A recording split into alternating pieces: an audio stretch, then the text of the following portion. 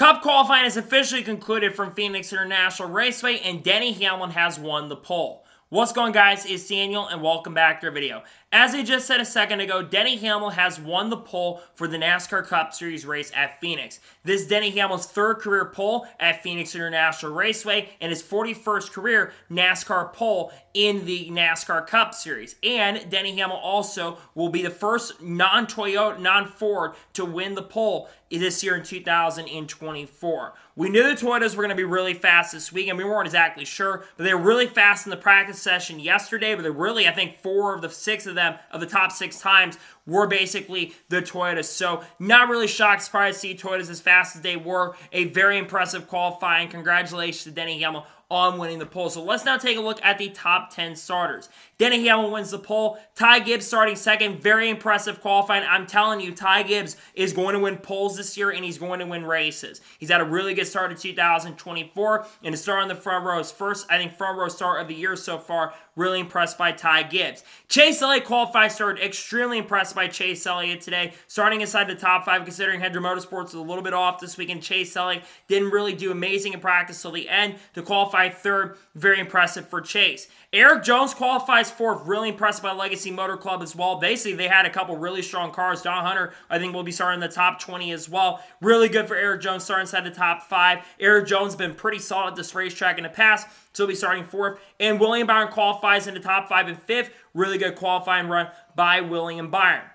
Tyler Reddick qualifies 6th. Tyler Reddick's been historically pretty good at this racetrack. He was really good in the practice session yesterday, so he'll definitely be one to watch tomorrow. Noah Gragson continues a really strong last couple of weeks. Obviously, race at Atlanta did not go so well for him, but I think he got a top 10 at Daytona. He had a really impressive run in Vegas, finishing in 7th position, and now Noah Gragson once again continuing to be really impressive this season, qualifying in 7th. I'm telling you, Noah Gragson's been extremely strong. If they continue this, they can make up a lot of ground and get a lot of stage points as well. Really impressed by Noah Gragson. Chase Briscoe qualified 8th. He's been historically pretty good at this racetrack in the past, so it's not a really massive shock or a major surprise. He's been good here, but to qualify 8th, good run for him. Michael McDowell qualifies 9th. It's still been a good year on the qualifying side of things in 9th. And then Carson Hocevar qualifies in 10th position. A very impressive qualifying run for Carson Hocevar. Carson Hocevar coming off a pretty solid run in Las Vegas last week inside the top 15. Would not shock me or surprise me he gets the top 10 this weekend, especially in a Spire car nonetheless, where the other 2 Spire cars kind of struggled in their qualifying sessions. Really good to see Carson Hocevar continue the really strong start he's had so far to this year. So notable drivers who did not make the final round. Joey Logano, who's been on the front row the last 3 weeks. I think he's starting back in like 24th or 26th. So a little bit of a disappointing qualifying run for him. Kyle Larson qualified in 18th position, I think starting on the outside of row number 9 or the inside of row number 9. A little disappointed by him considering he's been really good at qualifying here at this track in the past. I do think that Larson will get up to the front by the end. They kind of struggled a little bit in practice for their standards, so I'm not sure if Larson's going to be a contender. Ross Chastain qualified pretty well. They were not that great in practice yesterday on the long run, but they had pretty good short run speed, and Chastain, of course, is the last guy who won. Bubba Wallace also missed the final round of qualifying. Was good in practice yesterday, so I expect him to be a major threat. Kyle Busch qualified near the back. They have struggled this weekend. The RCR cars have looked out of lunch this weekend. I expect Kyle Busch to not have a very good performance. I was worried he wasn't going to run good today, and unfortunately, he did not do very good in qualifying this afternoon.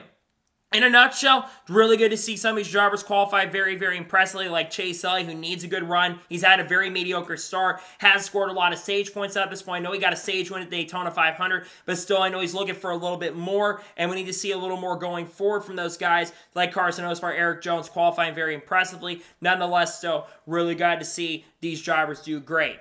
So, that is the reaction today, the qualifying for Phoenix. I want to thank you guys for watching. Please subscribe to the channel, notifications on us if I win a video, it does go live on my channel. Follow me on Twitter, Facebook, and Instagram, and support my Patreon as well. Let's go below that and comment your thoughts below on today's episode. What are your thoughts about the qualifying for Phoenix? Let me know your thoughts in the comments below, and congratulate Denny Hamlin on winning the pole. Later today on the channel, we'll see the NASCAR Xfinity Series race review from Phoenix International Raceway, talking about that. We'll also talk about maybe some other videos, talk about certain drivers like SVG and Haley Deegan. Later today as well, we'll be competing in the Xfinity race. Also, Chandler Smith and Sheldon Creed competing in this race as well. Tomorrow on the channel, we'll have the starting lineup video, and we'll also have the Cup Series race review from Phoenix. And then Monday, we'll have a NASCAR news video discussing news over the course of the last couple days. So anyways, like I said, I want to thank you guys for watching today's episode, and I'll see you guys next time for more great, awesome NASCAR content and other motorsports content on the channel like this. Take care, everybody.